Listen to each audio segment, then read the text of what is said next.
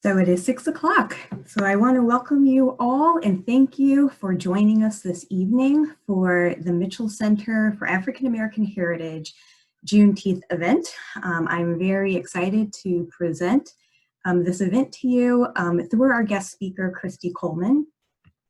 So as we get started, I'm just going to go over a couple of housekeeping items. So my name is Stephanie Lampkin, and I'm the director of the Mitchell Center for African American Heritage at the Delaware Historical Society.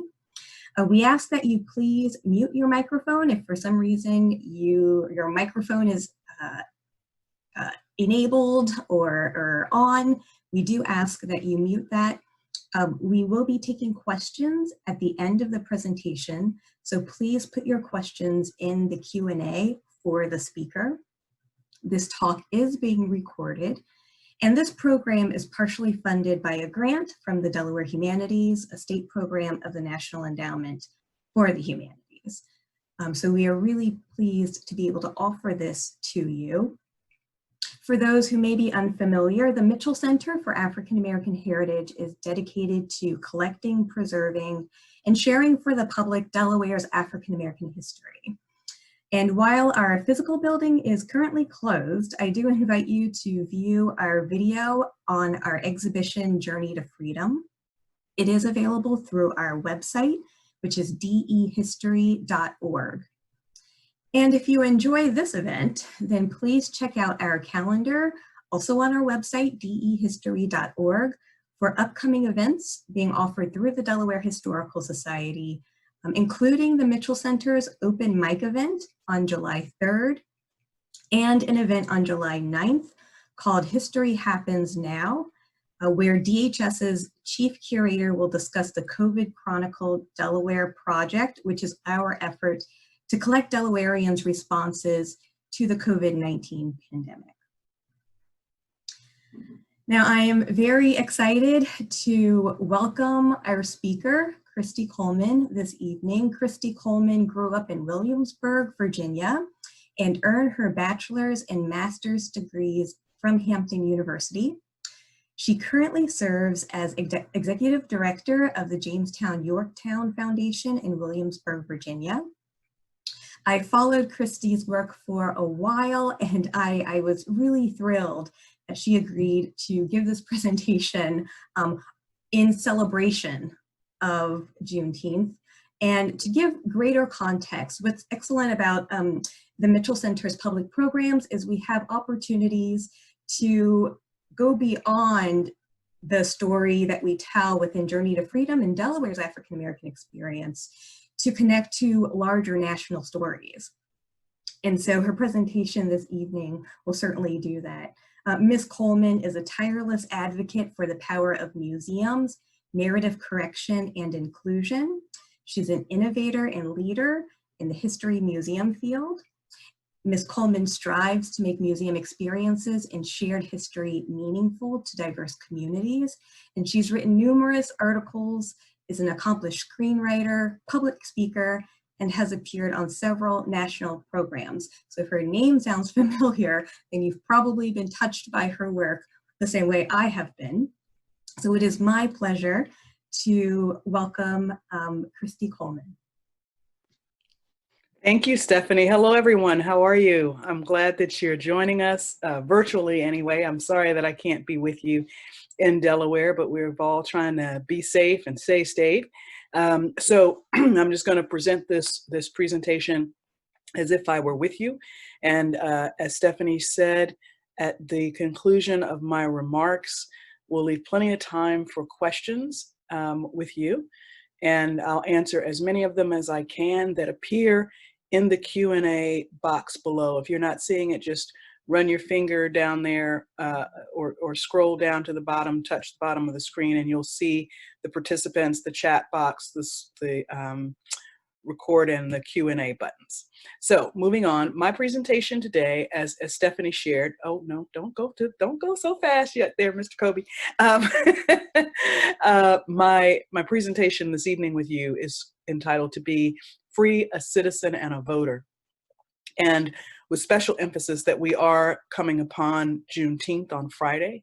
and the meaning of that in the context of the American Civil War, because we commemorate Juneteenth as when the last of the enslaved folk heard word or got word after a deliberate attempt to keep freedom, the word of freedom, reaching them. But on June 19th, when the United States troops rolled through southern parts of Texas, folks were made aware that they were free people. But that was the beginning of a journey that actually had begun before that. So because we also live in a nation that has created a lot of mythology around the Civil War, I thought it would be important for all of us in terms of context to just back up a little bit and take a look at what this all meant in the mid-19th century. So next slide. So here we have the election of 1860. Now, there are a number of events that happened prior to that, but the election of Abraham Lincoln in 1860 was the culmination of a series of activities that had splintered the country. As you can see on this election map, that there were actually 4 candidates for president in 1860. The Republican Party was fairly new. They were a conglomeration of a lot of progressive movements, and at their core of their platform was the idea of minimally limiting slavery where it currently existed, which in 1860 meant the areas that you see in green, the areas that you see in orange, and Missouri, those few little spots that you see there in sort of that greenish hue. But it's important to understand that the institution of slavery, chattel slavery, the enslavement of Africans and their descendants, is actually something that we see the arrival of the first Africans in Virginia at Old Point Comfort in August of 1619. They had been enslaved by the Portuguese, sold several times until they ended up in Virginia in exchange for provisions. But the first of the 13 colonies, though, to actually legislate servitude for life for people of African descent and their descendants, it was actually Massachusetts was the first to do this. And they do that, in 1640. We have a case in Virginia also in 1640 where 3 indentured servants run away. 2 of them, one is a Scotsman, one is a poor Englishman, and one is an African by the name of John Punch. They are captured, and the 2 white runaway indentured servants are given extended time on their term. John Punch is given servitude for life as his punishment. So we begin to see the transition of this law pretty early. But the practice, even if it hadn't been legislated to say, the practice of enslaving Africans was already happening. And it had been happening throughout the Atlantic world back through early 1500s. So we see Africans being captured and transported into the Caribbean, into Central, Southern America, also being taken as far away as into India, even into China. In those early years. Those numbers were relatively small compared to the numbers of people who would end up across the Atlantic. But this is one of the key factors, and it's important to note, the key factors that separates the transatlantic slave trade, the enslavement of African peoples from all the other forms of slavery that have existed through time. Number one, this is the largest mass migration of a people for enslavement in the history of the world. Period. Number 2, unlike other systems of slavery that may have existed or other forms of unfreedom, what happened and what evolved in the United States and parts of Central and Southern America was a hereditary event, and meaning that it was on the descendants of the enslaved. There was very few ways that a person could gain their freedom. And so they took freedom whenever they could. As early as the 17th century, we have advertisements and bounties that have been set for enslaved Africans who are running away and seeking freedom wherever they can find it. So this is sort of the longer part of this story, but the election of 1860, to fast forward, is a pivotal moment. And Lincoln pulls together and wins, but not only the popular vote, but the electoral vote against 4 other candidates. You can see there that the Southern Democrats, that Breckinridge was the candidate for them.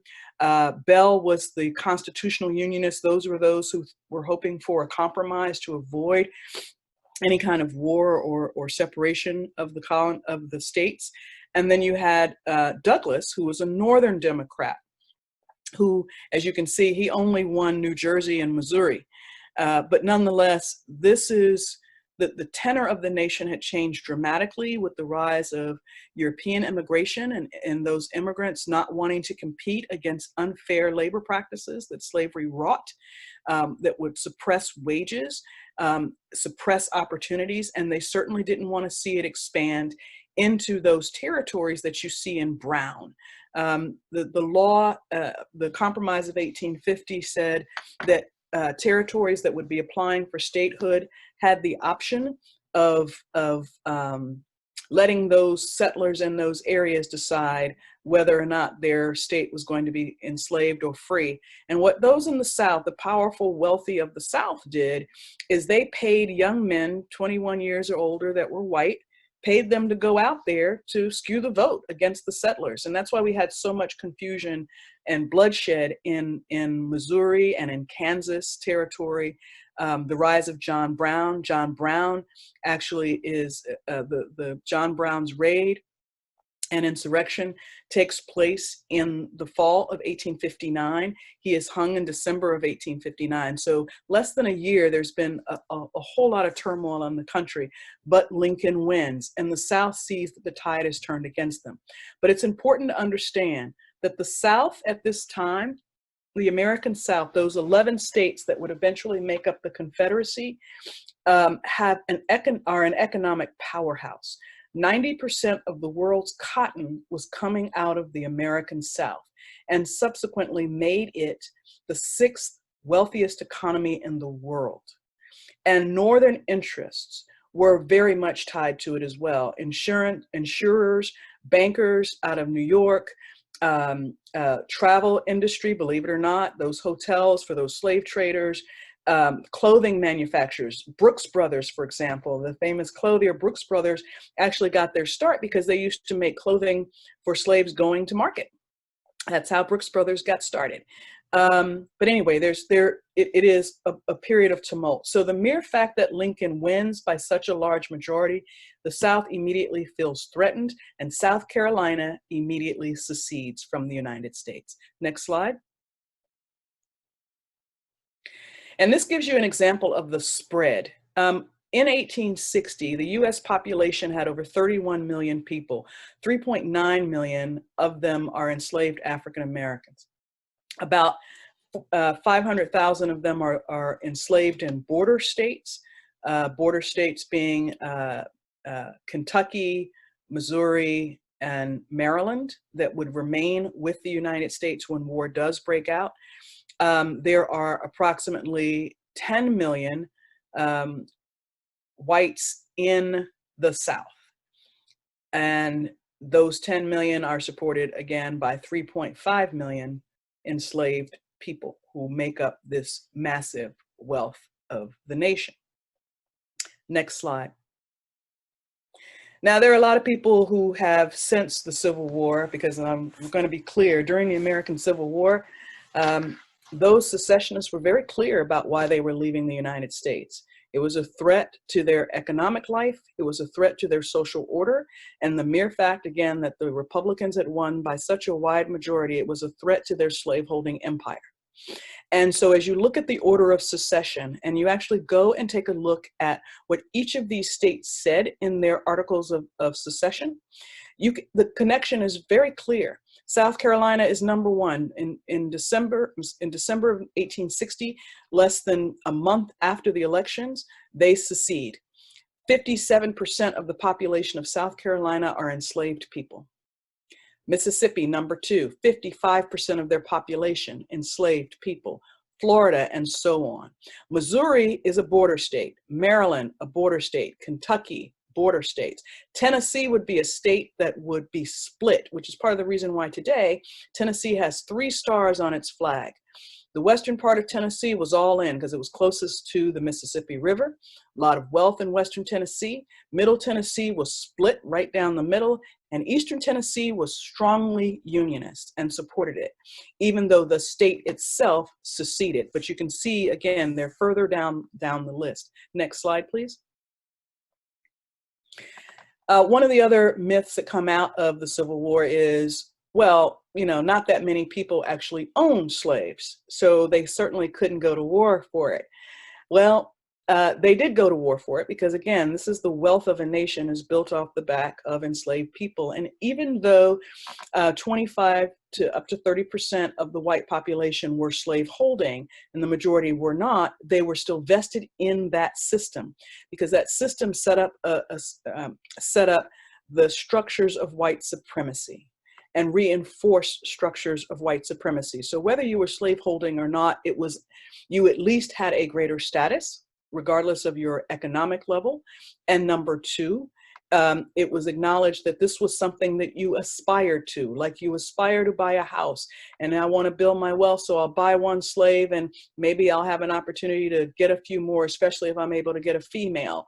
Or it just went on and on. So this was very embedded in the society. But that is not to say that all Southerners were secessionists or supporting the Confederacy, because we know that they were not. You wouldn't know that today, but just to give you an example, when Virginia seceded from the United States in April of 1861, well, Virginia had her own secession, because those who were living on the western part of the state did not want to secede, did not want to fight to preserve slavery, and remained in the United States by creating a new state, West Virginia.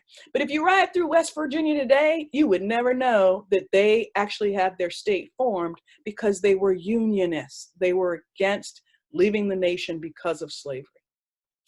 Next slide. So political intent and the reality on the battlefields very quickly.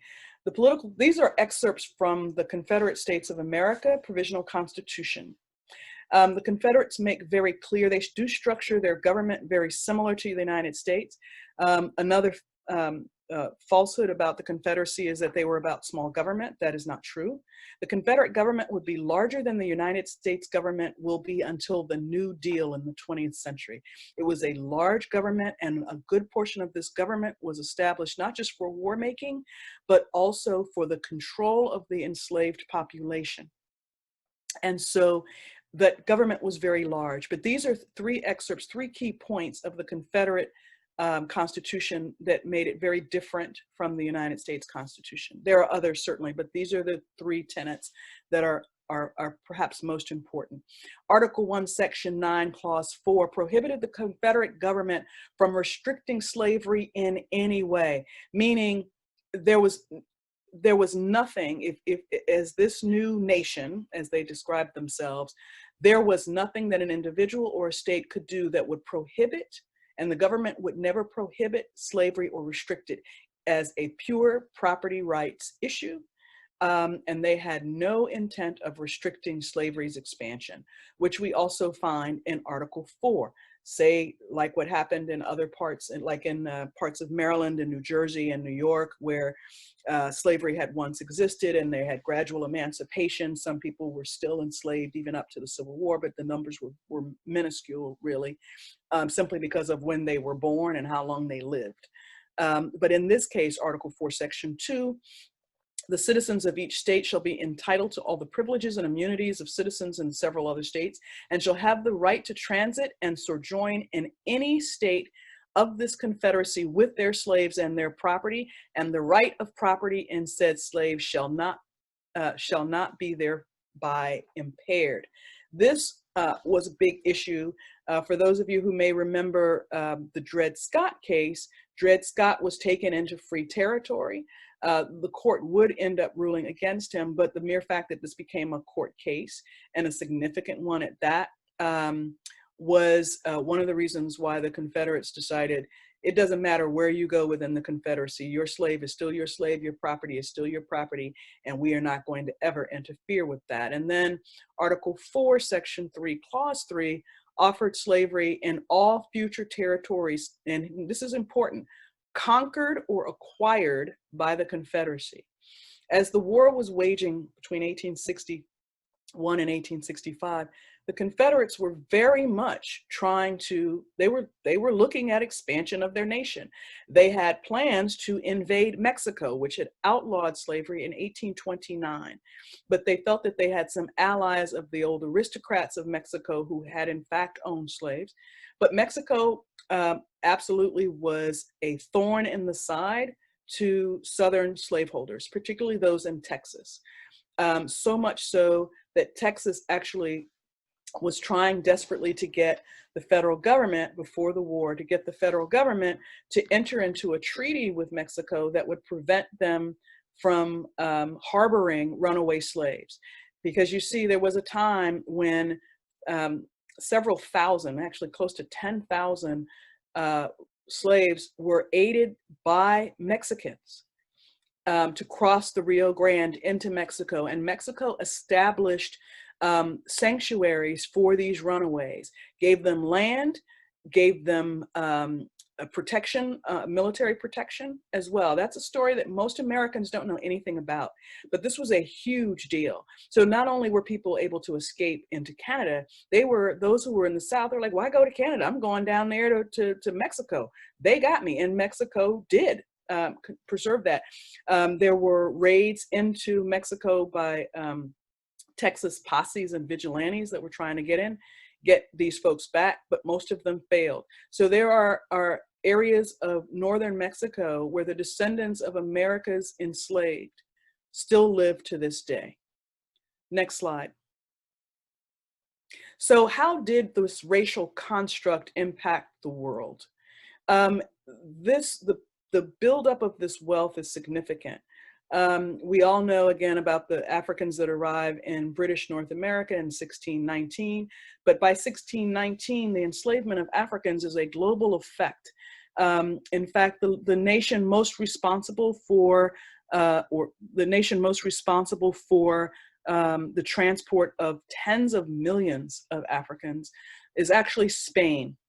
Spain was number 2, Portugal was number 3, France was number, it's Spain, Portugal, France. Then from France, we go to the Dutch, and then we get to the British. And so this is going on, even though they are keenly aware of the vastness and the varying nation states on the African continent. Because trade had been going on with the sub-Saharan African world, frankly, since the 8th century. And so but there was this construct that was developed that basically took all of that knowledge of those nation states. It's a deliberate attempt to break down the continent, and it continues to this day, right? So the riches of the continent are stripped, and the greatest riches that are stripped are the people of the continent, particularly West and Central Africans who were caught up in wars themselves. And I love this one, and some of you may have heard this before from people, well, Africans were selling Africans. It's no different than what Europeans were doing. They're different nation states, period. The United States proper would fit in the continent of Africa 2.5 times. There are literally and were thousands of ethnic and nation states, cities, vibrant cities. And I'm not talking about, the way that people want to present it as some hunter-gatherer societies. These were massive cities throughout the continent. And Europeans knew this because they were trading. They knew this, but they had a labor source because trying to enslave indigenous peoples in the West introduced disease, and indigenous people were fighting back. They were dying off, not all gone, but they were dying off. The communities decimated. So the thing about Africans, especially if they could engage in this trade, with a very different kind of system was that the Africans were accustomed to the Europeans. So the illnesses were not nearly as great in terms of viral, what we know today as viral illnesses, because again, for centuries, there had been trade going on. If you look at early medieval imagery of Europe, you see Africans all over the place.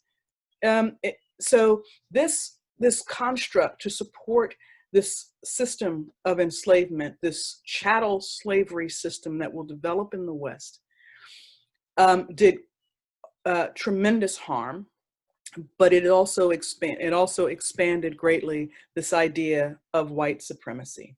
Next slide. So whether it is in the Dutch Isles, we see the same level of violence. Often this violence is made to be directed of Black people, inflicting it on themselves at the direction of white people. This idea of providing privileges to some so that they can be your, what's the word I'm looking for? Collaborator, for lack of a better term, but they are also caught in the middle of this brutal system. And here in this particular image, again, it's from the Dutch Antilles, you can see newly arrived Africans being brought to the islands because they were dying so quickly because of other types of disease and illnesses, and purely the workload of the Caribbean Isles were much, much different than the agrarian societies, but nonetheless, all of it was a brutal enterprise. Next slide. Men and women were equally victims of brutality, and those who inflicted it were equally men or women. If you're interested, there's a wonderful book that came out a few months ago called They Were Her Property, which looks at white women and slaveholding in the United States. Really a fascinating book, because we tend to think this is a male-only thing, but white women had just as much to gain from slavery as did white males. And more often than not, white women were given slaves as the portion of their wealth because they were considered movable property, where sons were given land. So when a middle or wealthy white couple married, she brought to the marriage the slaves, he brought to the marriage the land. That's how it worked. Next slide. But the quest for freedom has always been there. This is a runaway ad from 1736, and I already mentioned the story to you about John Punch in 1640 in Virginia. This is also a Virginia runaway ad, and I like this one because it tells us some really interesting things about these people. Run away from my house in Richmond County sometime in August last, a tawny young Negro fellow named Will, very likely and sensible for a slave.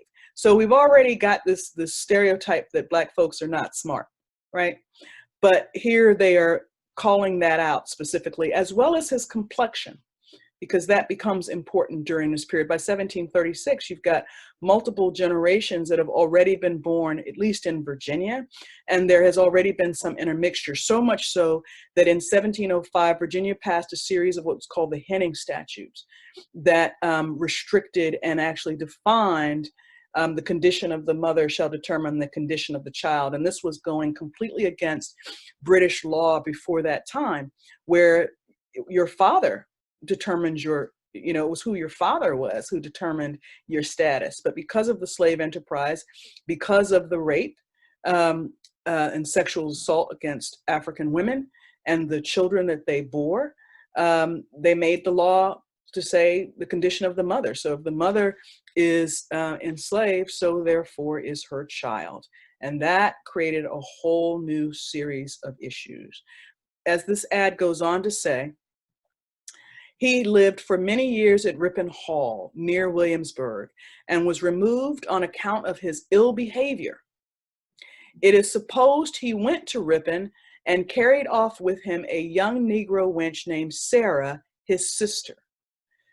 Because there was no place to escape in this early period to find freedom, the way that, there were no free states or free colonies at this time. So more often than not, people ran away to family members or ran off with family members and hoped for some kind of, to find their way out further in the frontier. excuse me, or to find an opportunity among indigenous communities, that many of which would in fact take them in.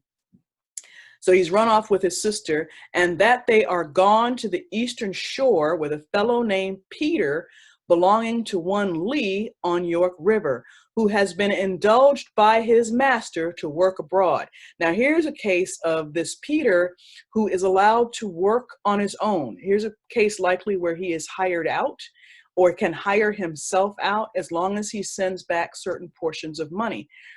So the other thing about Peter is that because he has worked along the York River, because he has this freedom of movement to a certain degree, he proves to be an important ally for Sarah and her brother Will as they make their way. And then it goes on to say, whoever will secure said Will and Sarah, so that they be delivered to me in Richmond County aforementioned, shall have £5 cash, besides what the law allows. Again, we see runaway ad after runaway ad. So the quest for freedom is always there. This is not a benign situation where people are not fighting and demanding their human rights. Next slide. These are just other examples from other places, from North Carolina. There's some from Texas and South Carolina, and again, a later one from Virginia as well. And actually, what's interesting about the next one that you see there, it's 1758. Will and his sister have run away again with the same people. And actually, the first one that was in 56, they haven't found him. I stand corrected. They didn't find him. Landon Carter is trying again. They've been gone for 2 years. They ain't coming back. So there were success stories like that. Next slide.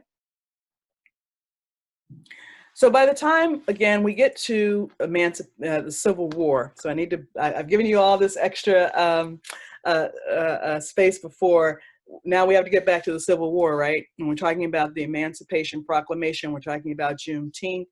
One of the things about the Emancipation Proclamation that frankly, makes me nuts about the way that it's been framed, particularly the way African Americans, after Lerone Bennett's pieces in Ebony magazine in the 60s about Emancipation Proclamation, didn't actually free anybody and didn't actually do anything. That's patently untrue. The Emancipation Proclamation was extremely important because it is the direct result of the actions of free Black and enslaved people and their allies that are pushing Lincoln to seize this moment in the war. This is in summer of 1862. To seize this moment, to make this a war, not just about preserving the Union, but a war for freedom, a war for the second wave, the second revolution of our nation. Make it about freedom for all. And so when Lincoln issues the Emancipation Proclamation in September of 1862, he's giving the Confederacy 100 days to negotiate and come back to the United States. If they do not, there are 3 key provisions. Number 1, yes, they're going to free enslaved people wherever the Union Army shows up. And African Americans know about this at the time. It frees the enslaved in Washington, D.C., but most importantly, it sets up this group. Over 200,000 African American men will serve in the United States colored troops and in the United States Navy as fighting soldiers, something that did not happen in the Confederacy, no matter what you may have read on somebody's wild internet site. The Confederate States, under no circumstances and multiple times, legally, militarily, and otherwise, did not want Black men to serve as soldiers. They were merely camp slaves. Even if some of those camp slaves would end up getting pensions for the time that they served the military, digging trenches, hauling supplies, hauling cannon, cooking, cleaning, whatever that was, because they were impressed to do so. White slave owners of the South were told to free up their slaves for a minimum of 6 months to support the war effort so that white men could be freed to fight and not have to be engaged with the labor of war.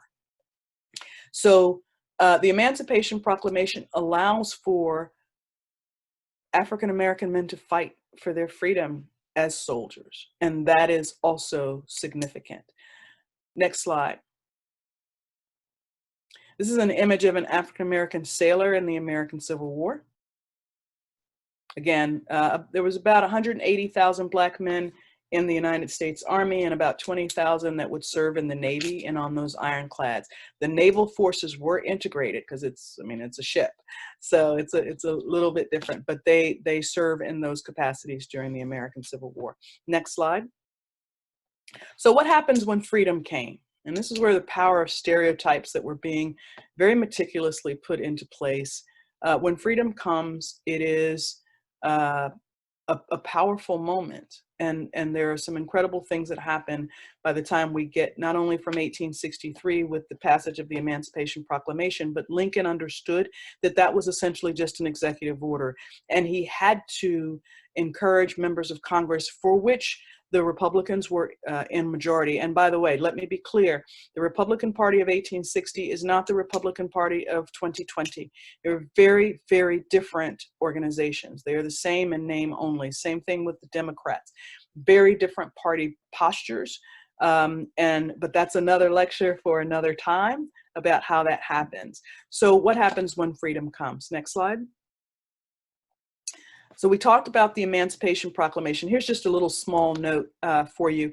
I'm sure some of you may celebrate in your churches, especially if you attend a Black church, that you have watch night services on New Year's Eve. Watch night actually was established in response to the Emancipation Proclamation. Black folks gathered in their houses of worship or in groups together to pray for Jubilee on December 31st, hoping that the Confederacy would not come to the table by the deadline of January 1. So watch night, which has taken on even greater religious significance today about Jubilee or Second Coming or all those things, actually began as watching for freedom to come. Because once the Emancipation Proclamation goes into effect, African Americans take off like crazy, looking for and waiting for United States troops to come through so that they can join either as soldiers or follow the armies to freedom. Next slide. So the 13th Amendment is ratified in 1865. It is obviously happens a few months before Lincoln is assassinated, but he is using all of his political capital to get it done. In fact, he wasn't expecting to win the 1864 election because things weren't going very well from a war perspective, but he did end up winning. He did end up maintaining the majority. And so he decided to use that political capital to get the 13th Amendment passed. And the 13th Amendment, Section 1 says, neither slavery nor involuntary servitude, except as a punishment for crime, whereof the party shall have been duly convicted, shall exist within the United States or in any place subject to her jurisdiction. Congress shall have the power to enforce this article by appropriate legislation. We've all seen, probably all seen, Ava DuVernay's The 13th, right, about the 13th Amendment and this particular clause, except as a punishment for crime. This is how the South would use, especially when they were unchecked prior to Reconstruction and then after Reconstruction was abandoned. This is how they sought and were able to regain control and enter into new forms of unfreedom. Slavery by any other name was by charging children even as young as 10 or 12 years old. If a child picked an apple off a tree in a field, they could charge that child with theft and sentence them to life in prison. And then that prison or that term, that child would be hired out to some Southern farmer where they would have to literally slave away for the rest of their lives with no recourse. So this is the issue with the 13th Amendment, but it is nonetheless a powerful amendment because it does abolish slavery, was the intent of the law, to abolish slavery. Next slide. And so when emancipation came, people had grand ideas about what it would mean for them. There was the idea of getting away from the harsh realities and being able to have families unified together under the same roof, as you see in the central image. The idea of being able to get education. They were even pushing the idea of voting for men and women initially. And so emancipation was seen as the dawn of a new day. It was a light, and people were, African Americans were seizing it to an extraordinary level. Next slide. So the schools, as the war was going on, preparations were nonetheless being made with the assistance of, again, free Blacks who were living in the North, as well as their allies, were raising money, were preparing for, they had a series of what was called beneficial societies. And these beneficial societies were beginning to set up schools throughout the South to begin educating anyone who wanted to learn. Here in Richmond, Virginia, we have the roster of the Negro School here that started in 1865.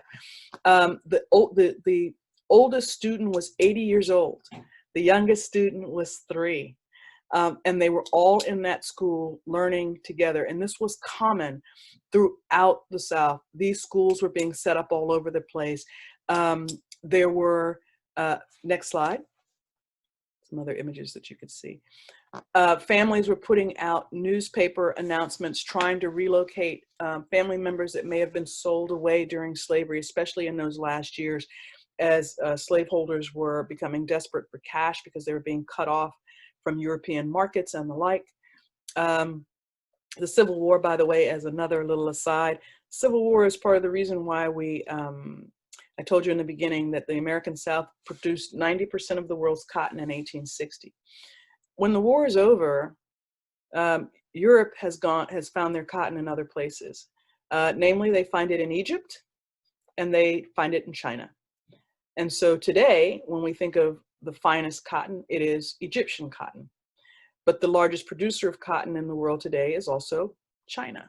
And these products, this was introduced into those areas in terms of mass production, was because of the American Civil War. Next slide. The 14th Amendment is the Citizenship Amendment, and this is the one that we often find under attack most often. The 14th Amendment is extremely important. Section 1, all persons born or naturalized in the United States and subject to the jurisdiction thereof are citizens of the United States. This is our citizenship. And the state wherein they reside, no state shall make or enforce any law which shall abridge the privileges and immunities of the citizens of the United States, nor shall any state deprive any person of life, liberty, or property without due process of law, nor deny to any person within its jurisdiction the equal protection of the laws. So the 14th Amendment goes so much deeper. The 14th Amendment not only extends citizenship, which will not only impact African American communities, but has a huge impact on immigrant communities. Huge impact on immigrant communities who may have been here for generations, may not have accumulated wealth, and have been disenfranchised throughout this whole time. The 14th Amendment makes them citizens. So this amendment has an extraordinary impact on everyone. And this is the first time that we hear that if you're a citizen of this nation, you're supposed to have equal protection of the law. That was an extraordinarily progressive thought at the time. This 14th Amendment is ratified in 1868. Okay? Next slide.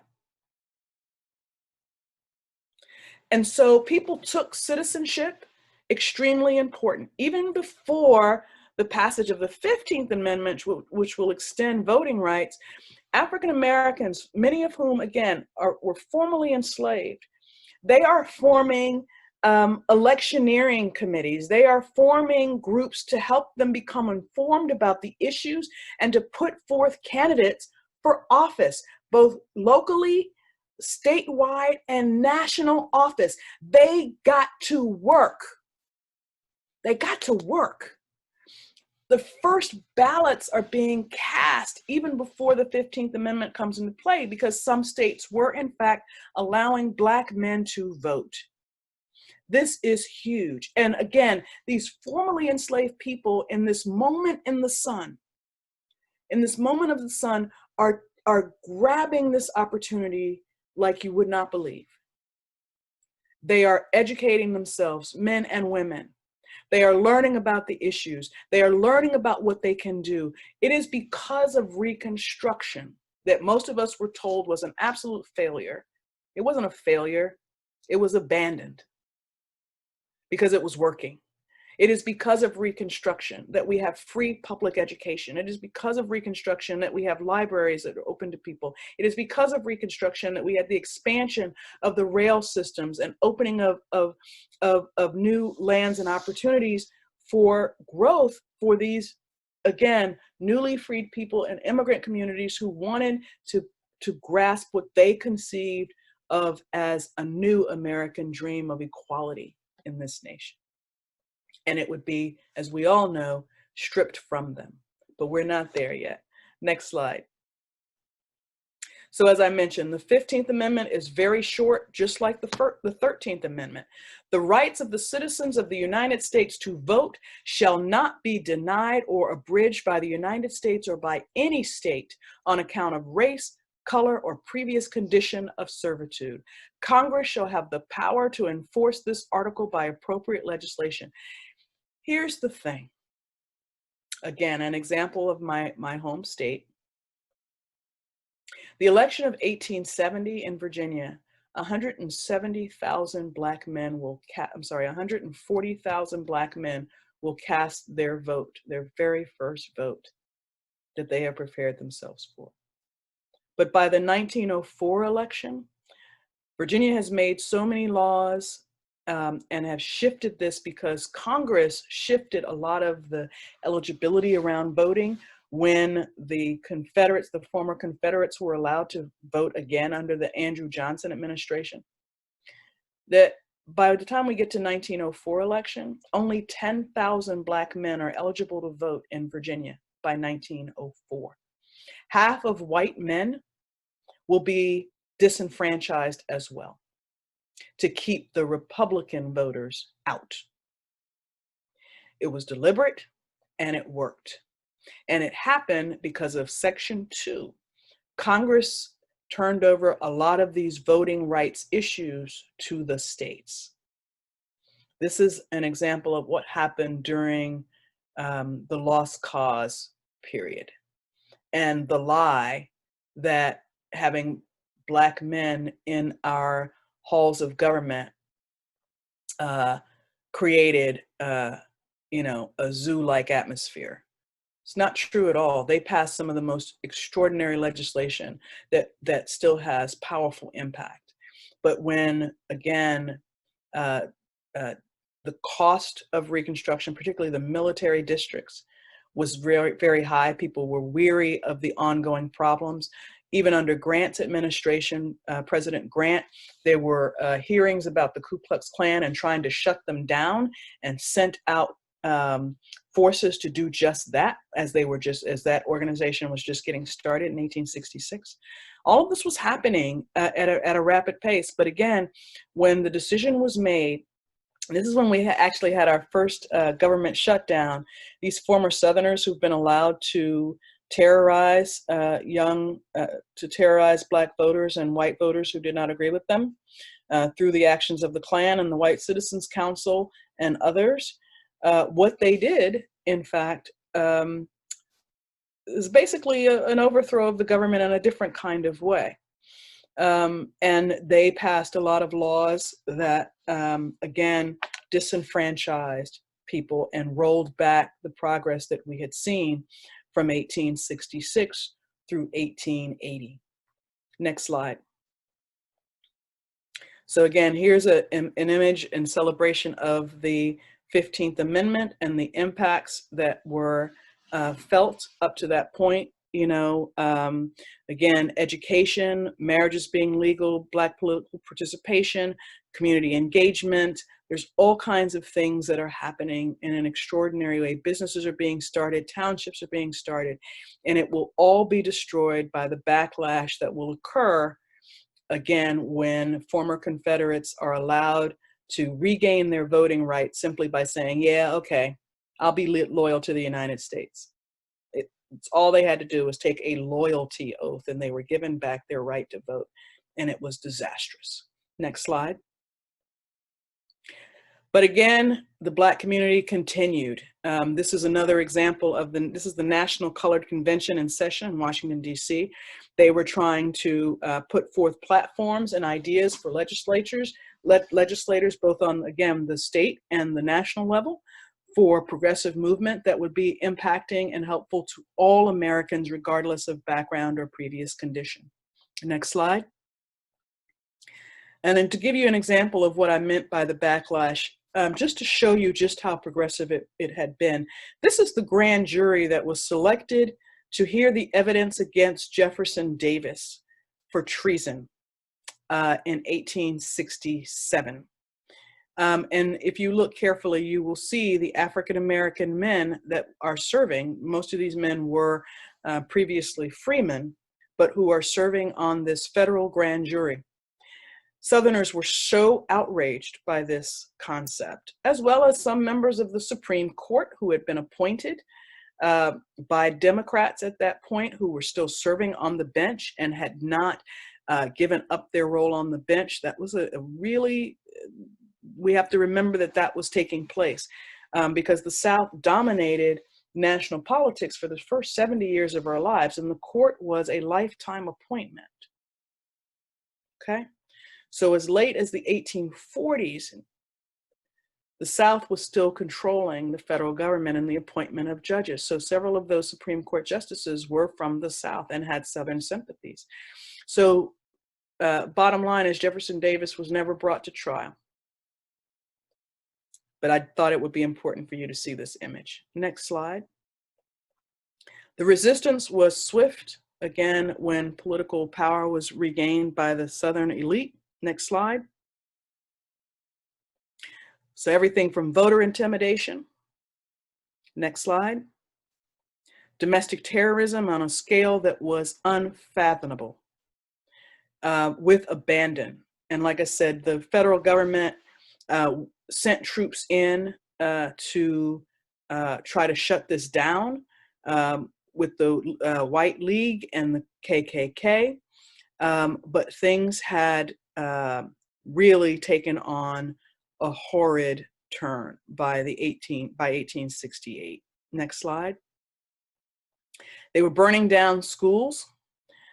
In Wilmington, North Carolina, they actually overthrew the duly elected government of that town that had elected a Black mayor and a Black majority city council. This is the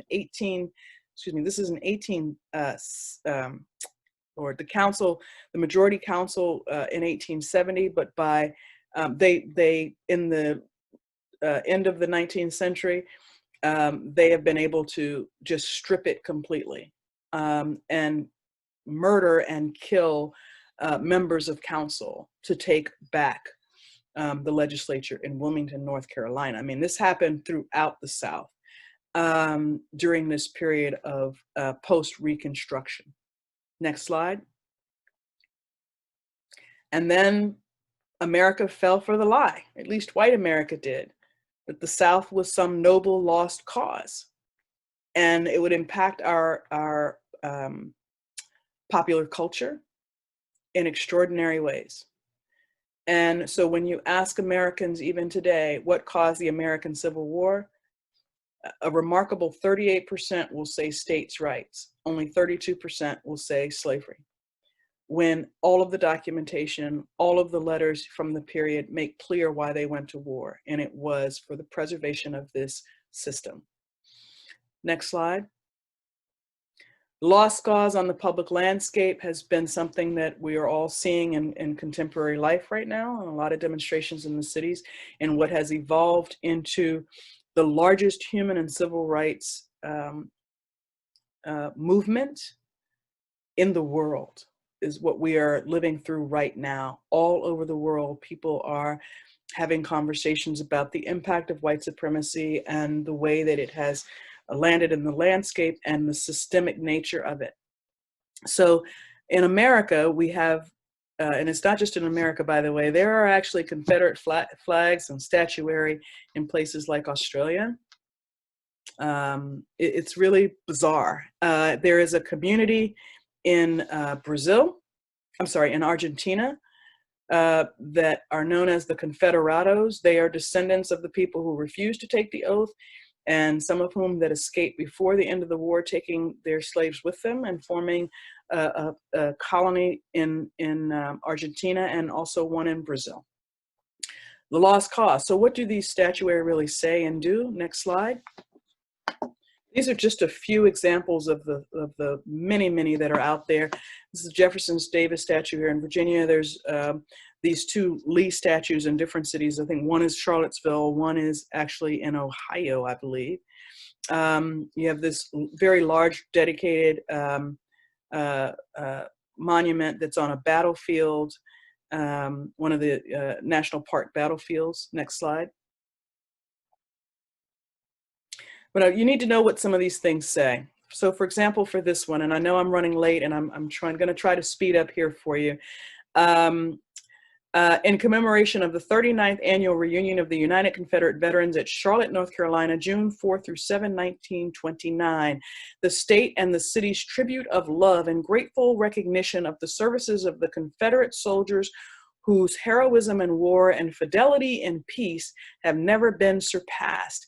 Accepting the arbitrament of war, they preserved the Anglo-Saxon civilization of the South and became master builders in a reunited country.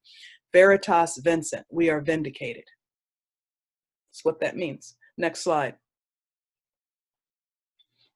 Here's another example. United States troops took over the state government and reinstated the usurpers, but the national election in November of 1876 recognized white supremacy in the South and gave us our state.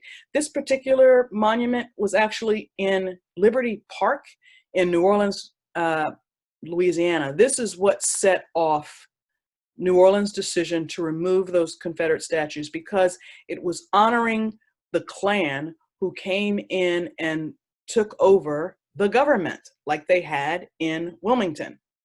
And this was the statuary that was placed there, and this is the plaque of dedication. So again, this history is all around us, but we need to remember that the greatest legacy of the American Civil War is the expansion of what it means to be an American, that we would be a free nation, even if we still by practice have a lot of work to do, which is why people are, I believe, taking to the streets, one of the reasons. But we are to be free. We are citizens. And we do have the power of our vote. So on that note, I'm gonna stop there. I only see one question in the Q&A tab. Why did Lincoln not free slaves in the Union states with the Emancipation Proclamation? By the Emancipation Proclamation, again, the majority of states after the American Revolution in the North anyway had already done emancipation. The few handful of folks who were still enslaved in the North, and again, probably under 10,000 max comparatively. Actually, I think that number's too high. I think the number is probably closer to 5,000 at the outbreak of the American Civil War. What I am presuming, Ms. Sharice Rogers, that you were asking me about is in fact a question related to the border states, and the border states being Maryland, Kentucky, Maryland and Kentucky in particular, and Missouri. And the reason why he didn't do it is that he was afraid if he lost, particularly if he lost Kentucky and Maryland, he'd lose the war. So it was a compromise that he would offer for those states to remain loyal to the Union and then have it resolved later. Let's see if there's another. Oh, we have, I think, another. Okay, let's see what's happening here. Okay, so that's it. I know we have hit our 7 o'clock hour, and I don't see any other questions in queue. I want to thank you all so much, and again, a special thank you to Stephanie Lampkin and her team at the Mitchell Center at the Delaware Historical Society for inviting me to be a part of all of this. It's been my pleasure, and I wish you well. Thank you. Thank you so much, Christy, and thank you all for joining us this evening. Please take a moment to complete the evaluation for this program, which there is a link in the chat box. If you want to click that and take the time to fill out the survey, we would appreciate that, just so that we have a sense of what type of programming to continue to develop. But I want to thank you all for joining us this evening, and I hope this inspires you in your own Juneteenth celebrations this weekend. And if you want to learn more about the Mitchell Center for African American Heritage, please visit dehistory.org, and you can see a number of our upcoming events. So thank you all, and have a wonderful evening.